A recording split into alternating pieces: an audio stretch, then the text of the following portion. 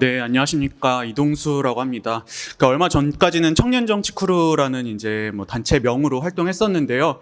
저도 이제 좀 청년이라고 하기 좀 뻘쭘한 나이가 돼가고 있어가지고 이제 세대정치연구소라고 이제 이름을 바꿔서 이제 요즘 뭐 칼럼 쓰고 방송하고 이런 일들 하고 있습니다. 그 저는 이제 내란 종식과 관련해서 이제 논의가 많이 되고 있는데 사실 내란 종식은 끝났다고 생각을 해요. 뭐 이제 관련자들 다 이미 감옥에 있고 윤석열 전 대통령도 이제 곧 들어가실 거고 이제 또 그렇다고 해서 그 반대편에 있는 국민의힘이 여기서 뭘 할 수 있느냐? 저는 그럴 수 없다고 생각하거든요. 근데 그렇다면 이제 우리 사회가 이 그동안에 있었던 이 민주주의의 위기를 어떻게 회복할 것이며 또 이제 윤석열 대통령 같은 사람이 다시 안 나오게 하기 위해서 무엇을 해야 되는가 이거를 이제 고민해야 될 때가 아닌가 그렇게 생각을 하는데요. 근데 저는 사실 이 부분에 있어서 주도권은 이제 민주당을 비롯한 진보 진영에 있다고 생각을 합니다. 왜냐하면 현재 이제 여론 지형으로도 그렇고 향후에 이제 국민의힘이 뭐 근 한 3년 이내에 회생할 가능성이 있을까 했을 때 저는 그렇진 않다고 생각하거든요.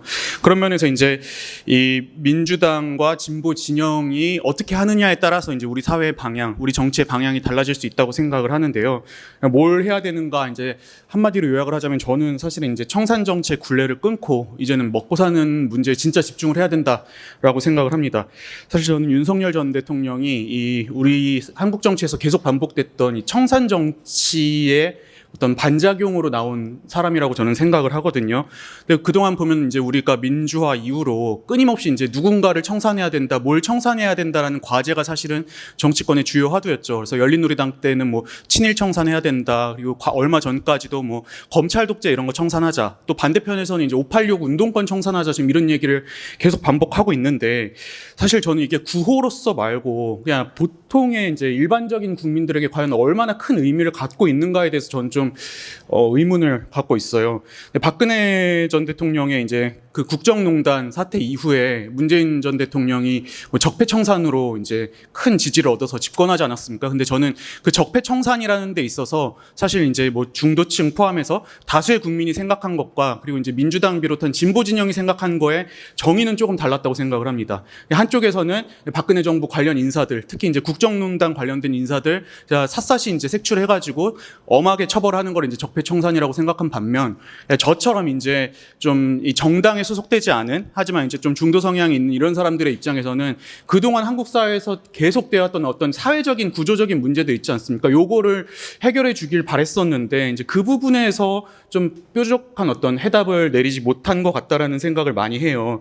특히 이제 이 문재인 정부에서 보면은 초반에 이제 검찰 특수부에 이제 힘 왕창 몰아주면서 이제 적폐청산하겠다 하면서 이제 윤석열 당시에 이제 변방에 있던 검사를 2단계나 띄워가지고 이제 검찰총장까지 만들어주지 않았습니까? 근데 그러고 나서 이제 2019년도에 조국 사태 터지고 나서 이 민주당과 당시 정부 여당의 어떤 아젠다 자체가 저는 검찰 개혁에 완전히 이제 좀 매몰된 것 같은 느낌이었어요. 그러니까 2017년 한 18년까지만 해도 뭐 이제 비정규직 문제도 다루고 뭐 지방 의대 문제도 다루고 여러 가지 의제를 다뤘다가 한 19년 20년 넘어가면서부터는 완전히 이제 검찰 개혁 거의 뭐 좀 올인하는 그런 모습이 보여졌었고 실제로 이제 2030 세대에서 이제 한국갤럽 정기조사 이제 이런 그 추이를 보면은 2020년 정도부터 그냥 총선 이후부터 좀 유의미하게 지지율 많이 빠졌습니다. 물론 남성들 같은 경우에는 그 남녀 갈등 이슈 때문에 한 18년쯤부터 이제 지지율이 빠지기 시작을 했는데 여성들도 적지 않게 빠졌었거든요. 그래서 지지난 대선, 그러니까 윤석열 대통령 당선된 대선 우리가 생각해 보면은 그 당시에 막 이대남이니 뭐니 해가지고 하도 이제 20대, 30대 남성들만 주목을 받았었는데 20, 30대 여성들도 역대 가장 많은 표를 보수 정당에 줬었고 지난 대선, 그러니까 이번 대선에서도 보면은 이제 20대 여성의 35%, 그리고 30대 여성의 40% 이상이 보수 정당에 이제 표를 줬습니다. 근데 이 선거의 어떤 배경이나 이런 걸 우리가 생각해 봤을 때 사실은 이게 선뜻 막 이해하기 어려운 지지율인 거잖아요. 근데 저는 그게 결국에는 뭐 보수 진영을 지지해서 혹은 윤석열 전 대통령을 당시에 지지해서라기보다는 이제 좀 민주당이 싫다, 문재인 정부 싫다 이 정서가 가장 크게 작용을 했다고 보고 있습니다. 그 2022년도에 이제 대선 앞두고서 이제 했던 여론조사들 보면요. 이재명 후보를 왜 지지하는가 이제 여론조사 보면은 뭐 1, 2위 보통 다투는 게 유능하니까 뭐 행동력 있으니까 이런 것 때문에 지지한다고 하신 분들이 많았었는데 윤석열 후보를 왜 지지합니까에 대한 답변은 대부분이 정권 교체를 위해서 혹은 뭐 문재인 정부 청산을 위해서 이런 것들 많이 했거든요. 그러니까 이게 결국에는 그 문재인 정부에서 있었던 좀 민심과 동떨어진 행보에 대한 반작용이 저는 윤석열 전 대통령을 만들었다고 생각하고, 그래서 결국에는 이제 우리가 앞으로 이런 일을 반복하지 않기 위해서는 진짜 이 국민, 그 민의를 꽉 잡을 만한 어떤 시대적인 과제들을 제시하고 해결해 나가야 된다라고 생각을 하고 있습니다.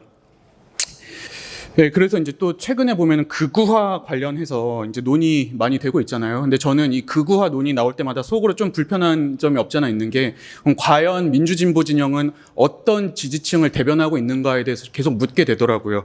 실제로 이제 2008년도에 글로벌 금융위기 터지고 이제 한 2011년인가요? 뉴욕에서 막 월가를 점령하자 이 부패 자본의 탐욕 때문에 지금 이 시대가 이렇게 됐다. 계층 문제 굉장히 많이 화두가 됐었는데, 근데 이제 이후에 이제 이 2011년에 아랍의 봄 이후에 막 난민들 막 일어나고 이분들이 막 유럽으로 몰려가면서 이제 유럽이나 서구 사회의 어떤 주요 아젠다 자체가 사실은 반이민이 이제 핵심이 돼버렸고, 또 그 밖에서는 이제 중국의 어떤 시장 이 점유율이 워낙 커져 나가다 보니까는 반세계화, 반이민과 반세계화라는 게 이제 이 정치의 어떤 핵심 의제가 되면서 전통적으로 진보 진영을 지지해왔던 노동자 계층이 이탈해가지고 극우 진영으로 간 게 지금의 저는 시대상이라고 생각을 하거든요. 그래서 이제 2016년에 그런 정서에 힘입어서 트럼프 대통령 처음 당선됐었는데, 제가 그때 이제 페이스북이나 이런 데서 좀 이렇게 지식인이라는 분들 혹은 언론인 분들 평론하는 거 보면서 기분이 나빴던 게 대부분이 다 이런 내용이었어요. 이제 러스트벨트에 못 배우고 좀 일자리 없는 이런 백인들이 자존심만 있어가지고 트럼프 찍었다, 이렇게 좀 조롱하고 비하하는 분들이 되게 많았었는데, 저는 이제 자신의 어떤 경제적 지위가 지금 흔들리고 있고 실직을 하고 지역이 이제 쇠퇴해가지고 신음하고 있는 사람들한테 과연 정체성이라는 잣대를 들이대는 게 옳은 것인가? 근데 저는 그 정서는 여전히 계속되고 있다고 보고, 그래서 이제 미국이라든지 유럽 같은 서구 사회에서 뭐 지방, 농촌 혹은 이제 저소득층, 노동자 계층 이런 분들이 이제 진보 진영에서 이탈해서 극우 정당의 어떤 지지하는 핵심 지지층이 되어가고 있지 않나, 이렇게 생각을 하고 있습니다. 근데 저는 이게 이 우리나라 보수 정당이 워낙 무능하기 때문에 아직까지도 뭐 반국가 세력 청산하자, 뭐 홍범도 빨갱이니까 흉상 바꿔야 된다, 이런 얘기 하고 있으니까는 이런 움직임이 나타나지 않았을 뿐이지, 만약에 이제 우리나라 보수 정당이 똑똑해서 혹은 유능한 보수 정당이 등장해서 내가 비정규직 노동자들, 우리 좀 지방에 있는 일자리 없는 사람들 챙기겠다, 뭐 이민 막아야 된다, 이런 얘기 했을 때 과연 이제 진보 진영이 거기에 좀 이렇게 제대로 대응할 수 있을까? 저는 그러기 굉장히 어려운 상황이 되어가고 있다고 생각을 해요. 왜냐하면은 실제로 이제 요즘에 민주당을 지지하는 핵심 지지층의 성향을 보면은 수도권의 상위 중산층의 화이트 칼라 분들이 이제 많이 지지를 하고 있고, 저는 성향 자체가 이제 그렇게 가고 있거든요. 근데 아직까지는 그 갈등이 우리가 표면화되지 않았지만, 만약에 이제 이 계층적인 문제에서 진짜 이 중산층과 그 아래 노동자 서민 계층 간의 이제 이해관계가 갈리는 부분이 나타났을 때 과연 진보 진영이 전부 다 이를 포용할 수 있을까? 지금 보면 아까 이제 홍 차장님께서 말씀해 주셨는데, 노란봉투법 같은 이슈도 지금은 기업 대 노조의 어떤 프레임으로 지금 구도가 짜여졌기 때문에 이제 노동자들을 안고 가는 거지, 정규직 노동자들과 비정규직 노동자 간의 어떤 이해관계가 엇갈리는 부분이 시작됐을 때 과연 민주당은 누구의 손을 들어줄까 했을 때 저는 그 부분에서 뚜렷한 어떤 좀 확답을 내리기 어려울 것 같아요. 실제로 지금 이제 당대표 선거 나오신 모 의원 같은 경우에는 자기 지역구에 이제 임대 아파트 들어온다니까 그거 결사 반대하고 이런 모습들 보여줬는데, 저는 부동산 문제 같은 경우도 최근에 이제 정부의 정책에 대해서는 반응은 되게 좋은 것 같습니다. 근데 맛배기라고 대통령께서도 말씀하셨잖아요. 이제 앞으로 더 적극적인 부동산 정책 나오고 수도권 집값이 하락하기 시작을 하면은 과연 이제 중산층들이 가만히 있을까? 근데 이분들이 이탈할 때 과연 그럼 민주당은 집값 안정과 서민 주거 안정을 위해서 목소리를 내줄 것인가 했을 때 지금 이 부분에서 저는 확답을 좀 내리기 어려운 상황인 것 같습니다. 그래서 이제 저도 결론을 좀 말씀을 드리려고요. 최근에 이번 대선에서 전 또 예의주시해서 본 부분이 광주 전남 지역에서 범보수 득표율이 15% 정도가 나왔더라고요. 근데 이 대통령이 탄핵되고 이준석 의원이 그런 발언을 했음에도 광주 전남에서도 15% 나왔다는 거는 이제는 이제 한국 정치에 새로운 균열이 시작됐다. 그게 저는 수도권 중산층과 지방 간의 어떤 격차. 근데 아까 우리 이제 앞서 많은 선생님들께서 말씀해 주셨는데 저는 결국에 이제 앞으로의 시대적 과제가 뭔가가 있을 때 양극화 문제를 어떻게 해결할 것인가로 가야 된다고 생각을 합니다. 이제 많은 분들이 다 그렇게 얘기하시잖아요. 어떤 경제 위기라든지 사회적 혼란이 극우의 어떤 토양이 됐다. 근데 저도 전적으로 공감을 하거든요.